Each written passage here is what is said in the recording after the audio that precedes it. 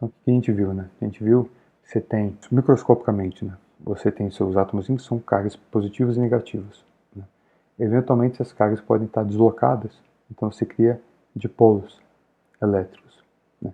Então, esse dipolo elétrico ele vai ter uma densidade de carga que, digamos, de polar, né? Que vai criar um campo.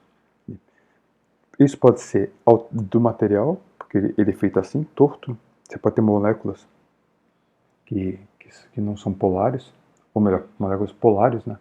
Que tem um momento de polo. Ou pode ser induzido, né? Você aplicou um campo, esse campo externo fez o dipolo, né? Mas dependendo disso, você tem isso, e agora vamos considerar uma situação que envolve T. Isso agora que vai mudar, para a gente ter a última generalização. E a mesma coisa com corrente e cargas livres, né, que não tem nada a ver com cargas confinadas. Correntes é a mesma coisa, tem correntes livres e correntes confinadas. A ideia de correntes confinadas são espirazinhas, que seus átomos funcionam como espiras, e a gente relaciona essa corrente com a magnetização, a rotação da magnetização. E aqui eu botei uma seta aqui, final, porque a priori pode ter mais algum tipo de corrente, que a gente não discutiu até agora, porque a gente está botando a situação dinâmica, né, porque esse cara, todo mundo vai depender do T. Não sei, né? Vamos descobrir que sim. Agora, por que esse cara vai existir? Como é que eu posso achar ele? Por consistência da equação de continuidade. Dependendo do que for, a equação de continuidade tem que se valer. Então, a parte das cargas livres, elas se conservam. Então, o livre aqui, o J livre aqui, se cancela, não quero saber. A questão é o resto aqui.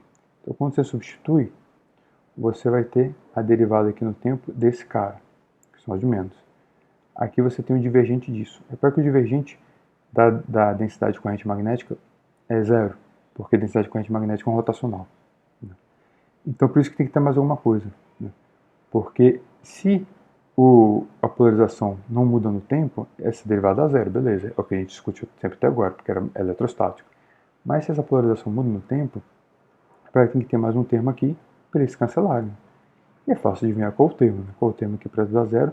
Essa interrogação aqui tem que ser derivada no tempo da polarização. Então, sua corrente completa, vou botar aqui, sua corrente completa é livre, a parte de magnetização, e tem uma parte relacionada à polarização, que é a derivada do P no tempo. Isso existe quando o seu dipolo muda no tempo. Isso eu esqueci de botar um slide a mais, mas é fácil entender. Porque se você tem um dipolo, esse dipolo dinâmico, carga positiva e negativa, que significa o dipolo dinâmico, né? Ele está apontando, está perdendo tempo. Então você tem uma carga se mexendo. Né? Toda vez que você tem uma carga se mexendo, você tem corrente. Né? Então a variação do tempo do momento de dipolo é uma corrente. Né? É simplesmente isso. É até fácil entender que realmente precisava de um termo a mais aqui, e a equação de continuidade fica completamente consistente. Agora vamos voltar para as equações de Maxwell. Né? Então, equações de Maxwell. Essas daqui a gente não mexe, porque não tem nada a ver com fonte. Né? São as equações homogêneas. Agora, as não homogêneas, a gente já fez esse truque. Né? Então, o ρ é a parte do ρ livre e o ρ de dipolo, né? o ρ confinado, né? Então, esse ρ confinado tem relação com polarização, eu joguei para lá e tal. Só que, na verdade, a gente fez tudo eletrostático, mas no momento eu precisava dizer que esse cara era função só de x. Né? Então, aqui é isso, a gente já conhecia. Agora, a diferença aqui é que o seu J, a gente fez aquele mesmo truque, né? Você tinha o J, eu escrevi como agora o J livre, o J de M e o J de P, que é esse cara aqui. O J de M eu joguei para o lado de lá, já multipliquei todo mundo dividindo por miséria e defini o H. E o H já é definido. Mas eu tenho esse termo a mais, que eu não tinha antes, que eu já estou adiantando, essa parte da polarização. E repara aqui, olha esses dois, você pode botar derivado no tempo evidência. Vai derivar no tempo evidência, virou ε0e mais p. ε0e mais p é d. Mas fica assim. Então, no final, é simples a ideia. Né? Significa que você tem as equações não homogêneas com A e B, e as equações não homogêneas, as fontes são os livres.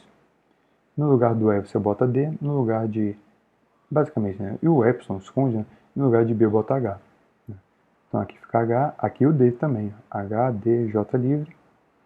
Aqui D e ρ livre. São as 4 equações de Maxwell. Vou botar aqui. Então, em qualquer meio material, equações de Maxwell são escritas assim. Tem algum livro que tem uma a capa dele, não é qual o livro de TE, que a capa é isso daqui. Não sei se até o Griffiths é a primeira edição, né? Mas são as equações de Maxwell. Às vezes as pessoas olham e ficam estudando, mas o que é D, o que é H? Né? Então D e H são aqueles carinhos que a gente já definiu. Quando, a maioria das vezes, né, principalmente a gente vai ver muito isso em TE2, quem for fazer TE2, né, quando o seu meio é homogêneo isotrópico, né, então o D é epsilon E, então aqui cai um epsilon. O H é B sobre μ. Né? Então se joga μ para cá, joga μ para cá, aqui aparece um epsilon. No D aqui é epsilon E, então aqui vem um epsilon, vem um μ. Então olha, as equações de Maxwell ficam iguaizinhas. As equações de Maxwell, digamos, microscópicas, né? Para carguinhas, digamos, só quando você não tem um meio, né? Só tem carguinhas andando por aí, só trocando o μ0 e ε0 por μ e epsilon. E aqui tem uma consequência interessante, para que dessas equações, uma vez escrita assim, né, você sabe derivar a equação da onda, campo eletromagnético, que a gente já fez lá no começo do curso. E lembra que a velocidade da luz aparece em termos de velocidade da luz no sub-raiz para esse μ0 e ε0. Só que você vai fazer a mesma conta aqui, você vai botar 1 sobre raiz de μ epsilon. Né? Então, a velocidade da luz no meio é diferente, né, da velocidade da luz no vácuo. Né? Essa aqui é uma parte importante e ela é sempre menor. Né? Isso a gente vai ver. Então, ondas eletromagnéticas se propagando em meios. Né? O μ, você viu que o μ, a suscetibilidade magnética é tipo 10 a menos 5. Né? Então, o μ a gente troca por μ0 mesmo. Não tem problema. Independente se é dielétrico ou se é diamagnético ou paramagnético, que é muito pequeno. Agora o epsilon não. O epsilon é bem relevante. Você precisa. E o epsilon tem uma coisa que a gente está considerando a situação eletrostática. Aplicou o campo e está lá. Se fosse um campo elétrico, eletromagnético, um campo oscilante, né, um campo que é dinâmico, o seu meio ele responde. Então ele cria esse dipolo, mas esse dipolo ele mexe também. Né? Então ele responde de acordo com a frequência da onda. Né? Então o epsilon ele não é só propriedade do meio, ele é propriedade também da onda que você atua nele. Né? Então a resposta depende de como você aplica, do campo que você está aplicando, a onda que você está aplicando. Então ele vira função da frequência da onda. Essa parte bem interessante, que é essa parte é bem feita no Griffiths. E espero, né, dar tudo certo, a gente estudar isso em TE2, para quem for fazer. E aí nosso curso foi isso, pessoal. Só dar um panorama rápido aqui, já está grande o vídeo. A gente fazer um resumão e ver que o curso foi, né? Se deu para aprender? Não sei, né? Foi bem explicado? Há dúvidas, né? Mas o nosso curso foi até bem completo, sobre um termo de um curso de TE. Olha, a gente falou, digamos, um basicão de campos vetoriais, né? Que é termos de Gauss, Stokes, Nabe e tal. Aqui talvez foi talvez uma falha, um pouco assim, questão de tempo de não mais de troca de coordenada esférica, como é que escreve rotacional e tal. Mas está tudo naquele complemento, né? Um jeito geral de ver esse tipo de coisa. Né? Isso você tem que pegar. Se você não está confortável com isso é uma coisa que eu sugiro, né? Você nas férias aí trabalhar um pouquinho. Faz, sei lá, coordenadas cilíndricas do começo, né? Igual eu tentei fazer, igual foi mais ou menos lá do esférico e tal, para treinar. Agora, digamos aqui, a parte eletrostática, eu acho que a gente seguiu bem. Né? Introduziu potencial escalar, equação de Poisson, teorema de unicidade, condição de contorno, estimação multipolar, aqui imagens saiu com muito N, né? Média das imagens. Então tudo isso a gente fez até bons exercícios. Aqui, né? Depois de elétricos, condutores, né? Condutor a gente viu aquelas situações eletrostáticas, né? Energia, né? Fica eletrostática, capacitância, resistência. Depois a gente viu essa tipo corrente estacionária, né? Para ver resistência, para ver um campo elétrico, né? Num condutor numa situação estacionária, que ele é proporcional ao J, né? Então, você tem um condutor ômico, acho que essa parte também ficou legal. E a parte magnetostática, aqui tudo ficou um pouco mais corrido, mas é porque tudo é muito parecido, né? Aí, potencial vetor, lei de Ampère, depois você chega com a equação de Poisson, né, para o campo potencial vetor, né? Aí o Biot-Savart, questão de polo magnético, né? A gente não viu multipolo, sabe? O nosso multipolo é até o dipolo. condutores aqui, de novo, né, condutores de corrente estacionária, mas aqui no ponto de vista de criar campo magnético, né? Energia magnética, questão de indutância, né? Essa parte talvez tenha sido um pouco rápida e poucos exercícios, né? Aqui uma coisa assim, mas não ficou, digamos, faltando, né? E agora essa parte no nosso final, né, de meios magnéticos, tipo condições de contorno, que o problema que a gente fez da esfera, né, faltou também talvez um pouco mais de problemas, mas e essas equações de Maxwell, né, macroscópicas. Então, geralmente no final do discurso da arte eu estou botando isso, né, e geralmente tem um segundo que é o que a gente não viu, né. Mas aqui realmente, se você pega qualquer livro básico de TE, não tem acho que nenhum assunto que a gente não comentou, talvez tenha faltado profundidade, né. Temos mais exercícios aqui de parte de meio magnético, né. A lista é grande, mas no final não tem tanto exercício assim, né.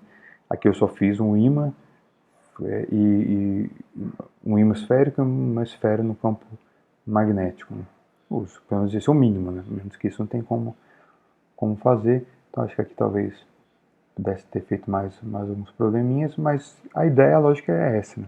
Não foge muito da experiência que você já tem do elétrico, resolver problemas. Se você vê um problema aqui, digamos, de magnetostática, assim, que você nunca resolveu, provavelmente, talvez o análogo elétrico dele você tenha resolvido, né? Então, em termos técnicos, é muito parecido.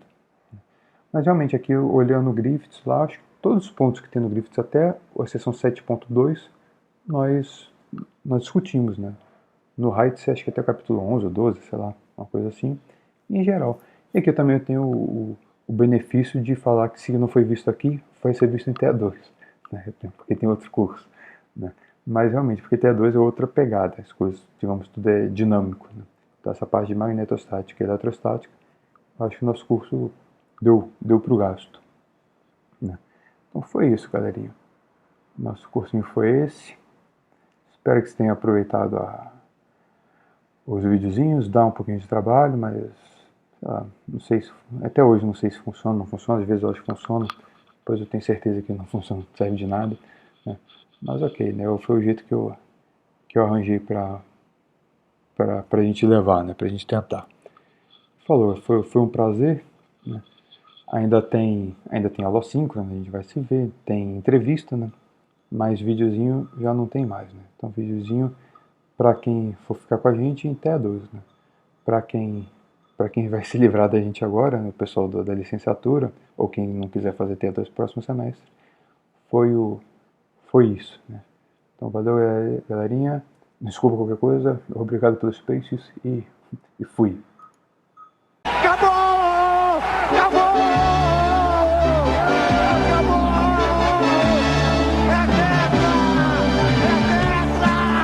É tetra! Pra acabar! Pra exorcizar o último fantasma!